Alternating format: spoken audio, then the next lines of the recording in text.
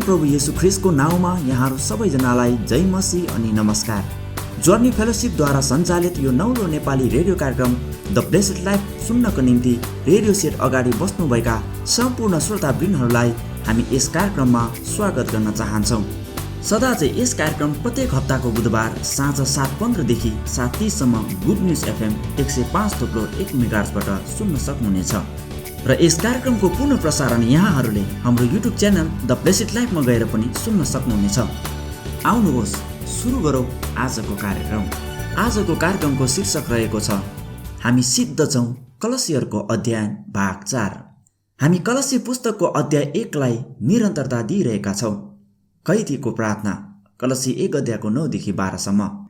यसै कारण हामीले त्यो सुनेको दिनदेखि उहाँको इच्छाको ज्ञानले सारा आत्मिक वृद्धि र समझमा तिमीहरू पूर्ण हौ भनेर बिन्ती गर्दै तिमीहरूका निम्ति प्रार्थना गर्न छोडेका छैनौ र उहाँले पूर्ण रूपले प्रसन्न पार्ने प्रभुको योग्य जीवन बिताउँदै र प्रत्येक असल काममा फलवन्त हुँदै परमेश्वरको ज्ञानमा बढ्दै जान सक। उहाँको महिमित शक्ति अनुसार आनन्द साथ सबै सहनशीलता र धैर्यको लागि तिमीहरू सारा शक्तिसित बलिया हौ। ज्योतिमा सन्तहरूको उत्तराधिकारका सहभागी हुन हामीलाई सक्षम तुल्याउनु हुने पितालाई धन्यवाद चढाऊ। अर्को पद्यांशलाई कैदीको प्रार्थना भनिएको छ, किनभने पावल रोममा कैदी थिए। जब उनले यस चिठी लेखे यो प्रार्थना अलिक अनौठो प्रकारको छ, किनभने उनले आफू र आफ्नो स्थितिको लागि प्रार्थना गर्नुको साटो उनले अरूहरूको लागि प्रार्थना गरेका थिए। उक्त प्रार्थनाको मागहरू भौतिक कुराहरू भन्दा पनि आत्मिक आशिषहरूमाथि केन्द्रित थियो। नम्बर 1, उनले आत्मिक ज्ञानको लागि प्रार्थना गरे। कलसी 1:9। यसै कारण हामीले त्यो सुनेका दिनदेखि उहाँको इच्छाको ज्ञानले सारा आत्मिक वृद्धि र समझमा तिमीहरू पूर्ण हौ भनेर बिन्ती गर्दै तिमीहरूका निम्ति प्रार्थना गर्न छोडेका छैनौ। पावलले यो कुरा जान्दथे कि उनले परमेश्वर र उहाँबाट धेरै कुरा सिक्नु र जान्नु थियो। यसैले उनले कलसीका मण्डलीहरूलाई तिमीहरूलाई नयाँ आत्मिक अनुभवको खाँचो छैन, तर तिमीहरूसँग भएकै अनुभवहरूबाट सिक्न र वृद्धि हुन खाँचो छ भनेर भनेका थिए। पूर्ण शब्द कलसीको पुस्तकको प्रमुख शब्द हो। पावलले यस शब्दलाई अक्सर आफ्नो पत्रमा लेख्ने गरेका छन्। यसको अर्थ पूर्ण रूपमा प्रावधान दिनु र प्रशस्त मात्रामा भरिपूर्ण हुनु हो।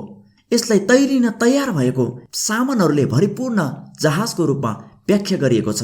एक विश्वासीले आफ्नो जीवनको यात्राको लागि आवश्यक पर्ने सबै कुरा ख्रिस्टमा छ भनी विचार गरेर पावलले यसलाई प्रयोग गरेका छन्।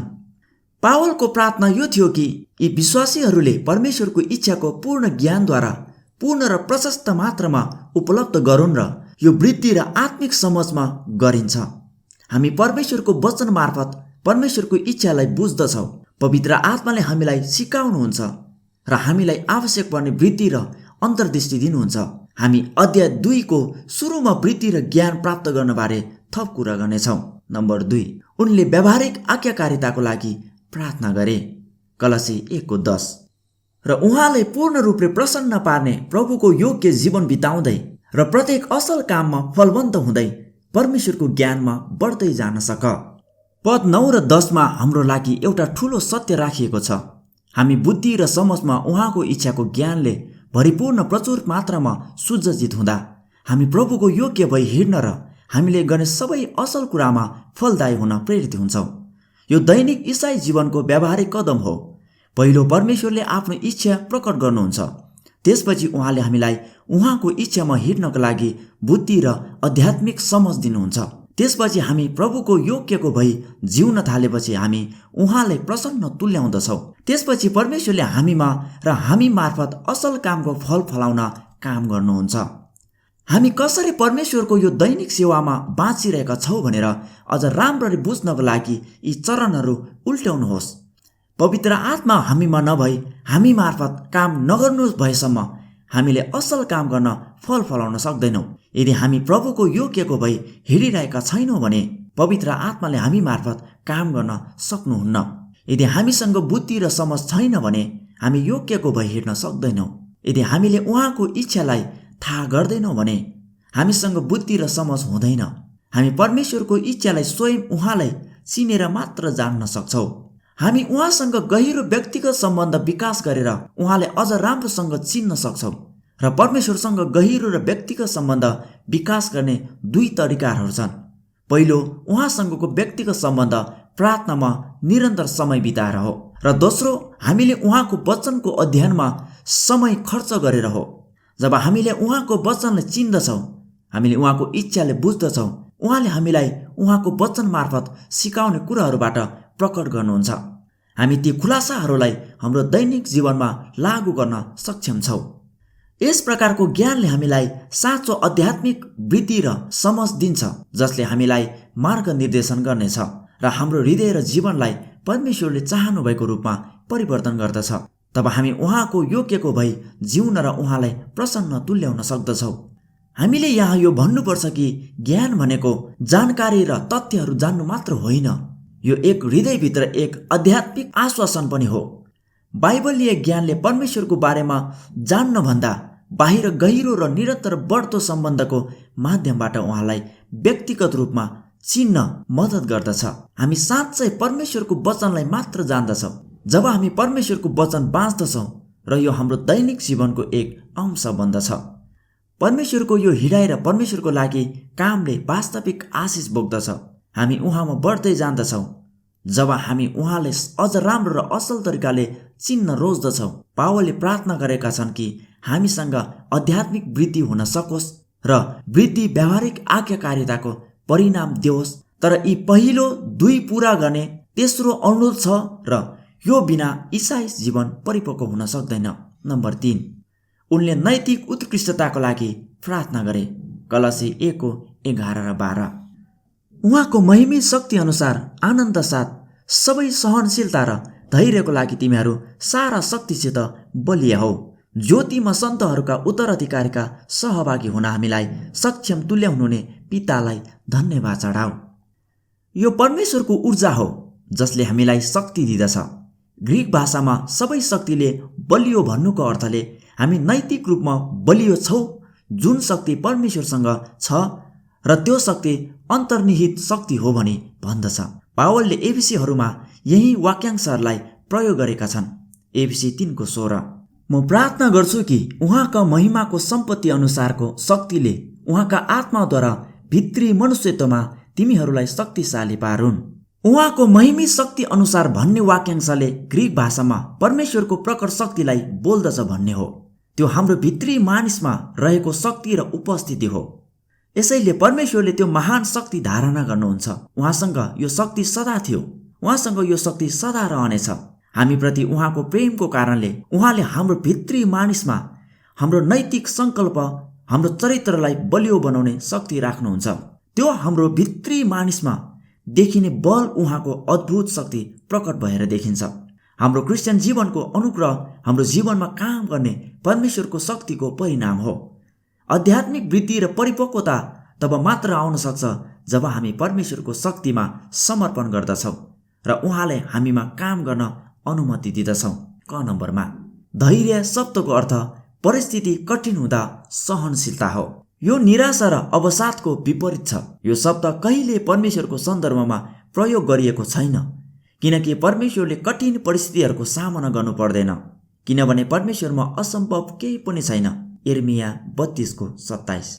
सबै मानव जातिका परमेश्वर म हुँ, के कुनै कुरो मेरो निम्ति कठिन छ र? धैर्य भनेको कार्यमा सहनशीलता हो। यो प्रतिभा वा प्रशिक्षण होइन जसले विजयको पक्का गर्दछ, यो लगनशीलता हो। चार्ल्स स्पर्जियनले एकपटक भनेका थिए, स्वयंता र धैर्यताले शङ्खकिरा आफ्नो गन्तव्यसम्म पुग्यो। ख नम्बरमा, धैर्यताको साथसाथै हामीलाई लगनशीलता पनि चाहिन्छ। यस शब्दको अर्थ कार्यमा अघि बढ्नु, अघि आत्मस्वयं र बदला लिने भावको विपरीत हो। धैर्यता प्राय परिस्थितिसँग सम्बन्धित छ, जबकि धीरज मानिसहरूसँग सम्बन्धित छ। उहाँको प्रेम र अनुग्रहको कारण परमेश्वरले मानिसहरूप्रति धीरज बन्नुहुन्छ। सहनशीलता पनि आत्माको एउटा फल हो। ग नम्बरमा, परमेश्वरको शक्ति हाम्रो जीवनमा धैर्यता र सहनशीलतामा मात्र होइन, तर हाम्रो आनन्दमा पनि प्रमाणित हुँदछ। जब परिस्थिति कठिन हुन्छ, हामीले आनन्दित धैर्य प्रदर्शन गर्नुपर्छ, र जब मानिसहरूसँग बाँच्न गाह्रो हुन्छ, हामीले आनन्दित धीरज प्रकट गर्नुपर्छ। आनन्द परिस्थिति र व्यक्ति दुवैबाट स्वतन्त्र हुँदछ। हामी भित्र काम गर्ने परमेश्वरको आत्माले मात्र समस्याको परिस्थिति र समस्या भएका मानिसहरूको बीचमा हामीलाई आनन्द दिन सक्छ। घ नम्बरमा हाम्रो जीवनमा परमेश्वरको शक्तिको चौथो प्रमाण कृतज्ञता हो। पवित्र आत्माले भरिएका ईसाईहरू आनन्दित र कृतज्ञता हुनेछन्। कृतज्ञता स्वार्थको विपरीत हो। जीवन परमेश्वरको उपहार हो र जीवनको आशीर्वाद उहाँबाट मात्र आउँदछ। एफिसी 1:17-19 म प्रार्थना गरिरहन्छु कि हाम्रो प्रभु येशू ख्रीष्टका परमेश्वर महिमाका पिताले तिमीहरूलाई उहाँको विषयको ज्ञानमा बुद्धि र प्रकाशको आत्मा देऊन्। म यो प्रार्थना गर्दछु कि तिमीहरूको हृदयका आँखा उज्यालो होस् र जुन आशाको निम्ति उहाँले तिमीहरूलाई बोलाउनु भएको छ र सन्तहरूमा उहाँका महिमित उत्तराधिकारको सम्पत्ति के हो सो तिमीहरूलाई जान्न सक। अनि हामी विश्वास गर्नेहरूका निम्ति उहाँको शक्तिको असीम महानता के हो सो तिमीहरू जान्न सक। त्यो शक्ति उहाँको महान सामर्थ्यको काम नै हो। यस अद्भुत प्रार्थनाको समीक्षा गर्दा हामी यो कतिको मर्मस्पर्शी छ भनेर देख्न सक्छौँ। यदि हामी परमेश्वरले खुसी पार्न बाँच्न जान्दछौँ भने हामीलाई आध्यात्मिक वृत्ति चाहिन्छ। हामीलाई हाम्रो हिडाइ र काममा व्यावहारिक आज्ञाकारिता पनि चाहिन्छ। तर यी सबैको नतिजा भित्री मानिसमा भएको आत्मिक शक्ति हुनुपर्छ। त्यो शक्ति जसले आनन्दित धैर्यता र धन्यवादका साथ सहनशीलतातर्फ लैजान्छ। हामीले यस सन्देशमा बोलेका अचम्मका कुराहरू यदि तपाईँले थाहा छैन भने यो प्रार्थना मसँग गर्नुहोस्। हे प्रभु येशू, म तपाईँमा विश्वास गर्दछु। हामीलाई चाहिएको कुरा दिने योजना तपाईँसँग छ। म तपाईँले मेरो हृदयमा स्वीकार गर्दछु। मलाई तपाईँको वचन अनुसार उपयोगी भाँडो बनाउनुहोस्। मेरो बुझाइको आँखा खोलिदिनुहोस् र म तपाईँलाई अझ बढी जान्न सकूँ। मेरो नेतृत्व गर्नुहोस्। मलाई मार्ग निर्देशन गर्नुहोस्। म तपाईँको उपस्थिति थप चाहन्छु। मलाई बचाउनु भएकोमा धन्यवाद येशू, तपाईँको नाउँमा आमेन। यहाँहरूलाई बधाई छ, तपाईँ विश्वासी हुनुभएको छ। उहाँबाट सुन्न र परिवर्तन हुन आफ्नो हृदयले खोल्नुहोस्। तपाईँ अत्यन्तै शानदार यात्रा सुरु गर्दै हुनुहुन्छ अनि तपाईँ एक्लो हुनुहुन्न। हामीलाई पत्रचार गर्न नभुल्नुहोला, किनभने हामी तपाईँको वास्ता गर्दछौँ। साथै यदि यस कार्यक्रमप्रति यहाँहरूको कुनै सल्लाह सुझाव छन् भने यहाँहरूले हामीलाई पत्रचार गर्न सक्नुहुनेछ। हाम्रो पत्रचार गर्ने ठेगाना रहेको छ post box number 5191 Kathmandu, Nepal. र यसै गरी यहाँहरूले हामीलाई इमेल मार्फत पनि पत्रचार गर्न सक्नुहुनेछ। हाम्रो इमेल ठेगाना रहेको छ arrow.kcc2020@gmail.com। हस्त आजको कार्यक्रम यति नै रहेको छ। आउने हप्ता यहाँहरूसँग हाम्रो भेट हुने नै छ। तबसम्मको लागि हामीलाई बिदा दिनुहोस्। जय मसीह, नमस्कार, शुभरात्रि।